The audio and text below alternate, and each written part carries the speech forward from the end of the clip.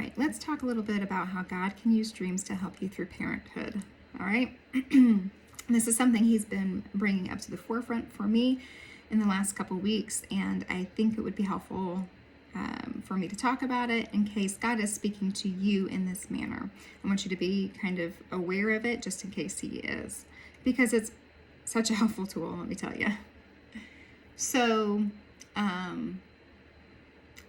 a few weeks ago, God gave me that dream about the house fire. And in that dream, he was telling me to stand down because we're going through a refining fire. And he doesn't want me to fight him on it.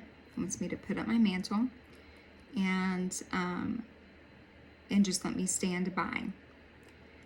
And within 24 or 48 hours, we started going through a refining fire with my family.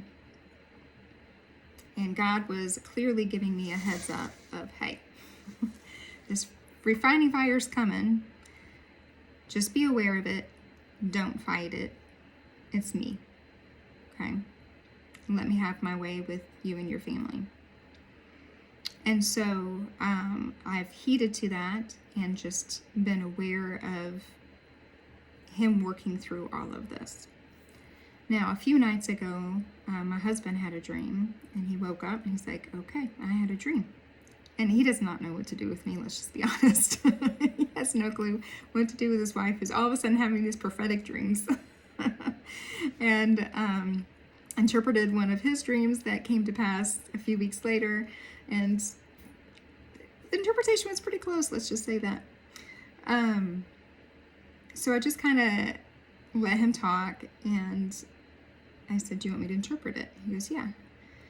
So his dream was that he was overseas in an airport. He had all his bags packed, and he was on standby. He was trying to get home, and he was looking at the monitor waiting for his name to pop up next to his flight, indicating that it was go time.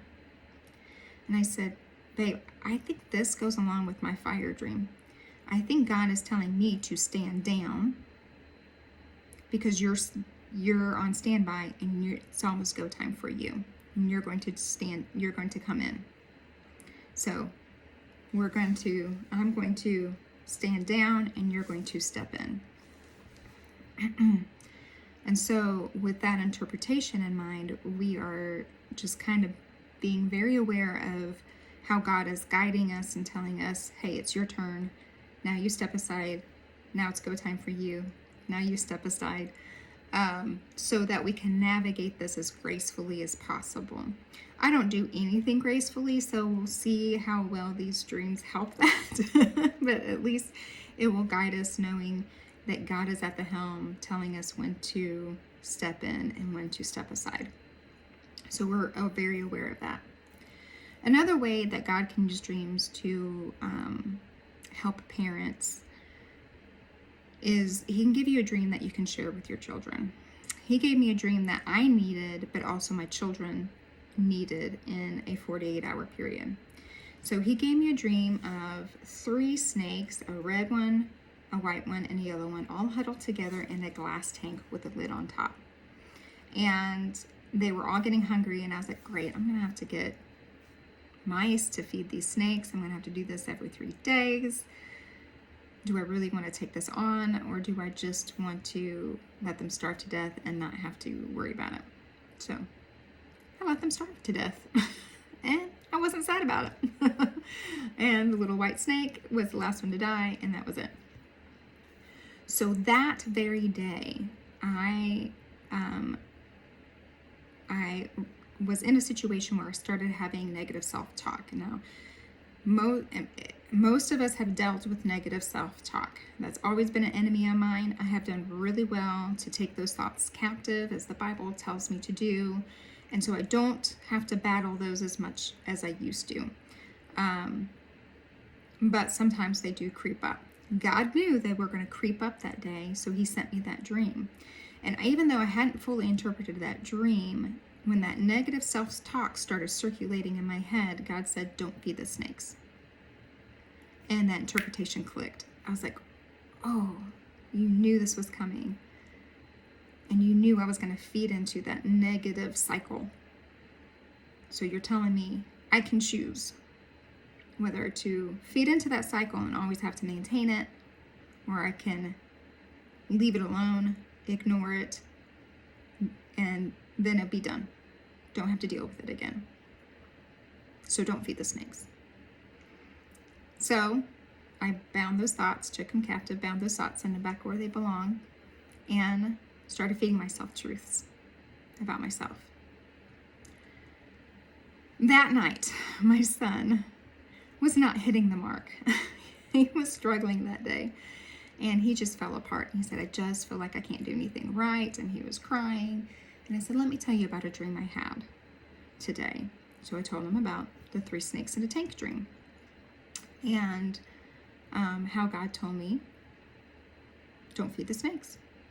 So I said, we can feed the snakes, or we don't have to feed the snakes. What do you want to do? He's like, I don't want to feed the snakes. So I taught him how to take his thoughts captive, send them back where they belong, and how to feed himself some truths. And so we did that, and you could just see his demeanor change. 24 hours later, my daughter, who has the strongest inner critic I have ever seen in my life, started talking to me about lots of struggles she was having, and the negative self-talk was very loud.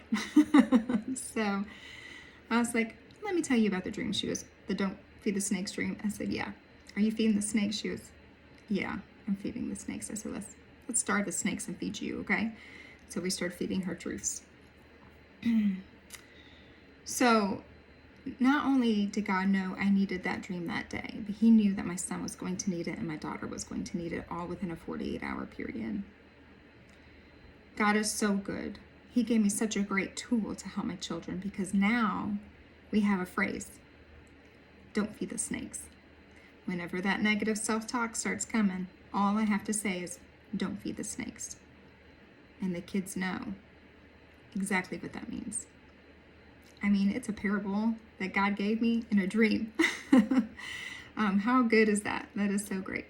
Anyway, I hope this was helpful to you. I hope it blesses you. I hope it helps you parents. And I hope you see where God is guiding you in your dreams.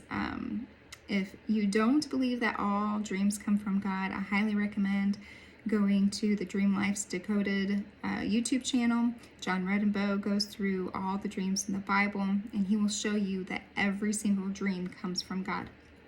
Okay? I believe all dreams, even the silly ones, even the scary ones, come from God. He's always communicating to us, and he's helping guide us through life, whether that's parenthood or just life in general. He wants to guide us through that. I hope you all have a great day. Go in his shalom.